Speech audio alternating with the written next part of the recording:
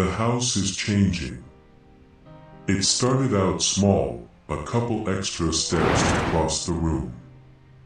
Small enough that I thought it was my imagination. I've been distracted lately. All I can see is that dark eye looking back at me. It haunts me, just like its voice. Help me. It never stops now. I hear it everywhere. From the door, the walls, in my head. Echoing, driving me mad. Help me. I didn't notice that the rooms were changing until a new room appeared. I woke up after a restless nap and noticed a new doorway connected to the dining room. I tried to keep calm, but I felt my heart race.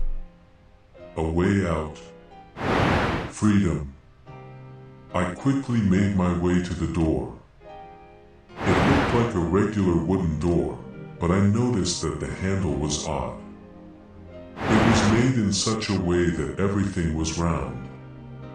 The knob, the plate it was fastened to, everything was rounded.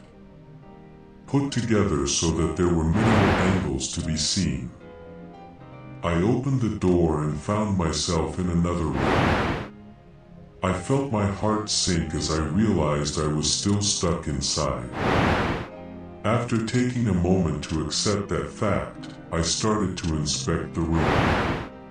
It was a large circular room. It seemed to be made of rough stone, and it had a tall round ceiling. It made me think I was standing in a ball. Everything was rounded. I looked and noticed there were no corners or angles anywhere in the room. On the walls were markings. Symbols I have never seen before. I cannot even begin to describe what they looked like. Just thinking of them now is giving me a headache. A dull ache behind my eyes. I had to leave that room quickly. The symbols and the architecture made me feel ill. It felt like everything was spinning, and I was worried that I was going to throw up. When I left the room is when I noticed just how big the dining room had become. What was once a somewhat cramped small room was now the size of what the whole house had been previously. It wasn't that big when I entered the circle room, was it? I checked the kitchen. It was smaller now. The oven and the fridge were pressed tightly together, and I barely had any room to open either of them. The bedroom was exactly the same as it had been. The basement door was still blocked by the bed that I pushed in front of it. Help me. I flinched hearing the creature. Whenever I was this close to it, its words seemed to dig into my brain by clawing through my ear. I winced while bringing my hand up to see if any blood had come out of my ear. There was none. There never was any blood, but it felt like there was. I quickly left the bedroom and noticed another door. This one was on the opposite wall of the door to the circle room. I made my way to it and reached for the handle, but I felt myself freeze before I could touch it. I couldn't move my body. I was terrified. Petrified of what could be on the other side of this door. Was it another door to the basement? I shuddered at the thought. Almost as if I was being controlled, I felt my hand move and slowly open this new door. I wanted to shut it before I could see inside, but it was too late. The door opened, and I found a set of stairs. Only these stairs went up, instead of down. I inspected this new stairway. It was dark, almost as dark as the basement steps. However, I could see that these stairs appeared to be newer than the ones to the basement. I turned on the flashlight on my phone and saw that it barely lit up the stairs. As I looked with my flashlight, I noticed more symbols on the wall and the stairs. These, like in the circle room, were indescribable. I hesitantly put my foot on the first step and began to climb the stairs. It was dark.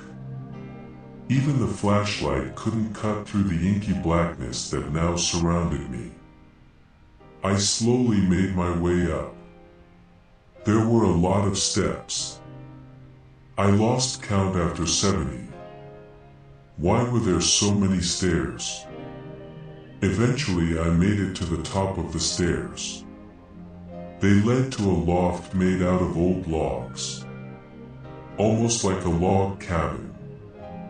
The darkness was not as intense as the steps, however I could still only see a couple feet in every direction, even with a flashlight. The loft was covered with the symbols. They all swirled together, connecting them. When I shined the flashlight, the symbols on the edge of the light seemed to swirl and move. A trick of the light, I hope. I walked further into the loft and almost bumped into a marble pedestal. It almost seemed to materialize in front of me. 1 second there was nothing, the next a pedestal that reached almost up to my chest was an inch away from me. On the pedestal was a very old book. The pages were mellowed with age, and seemed to be made of something thicker than regular paper. The cover was pitch black with no clue of what it could be. I opened to the first page and it read, Mandata Pharaonis Nigri.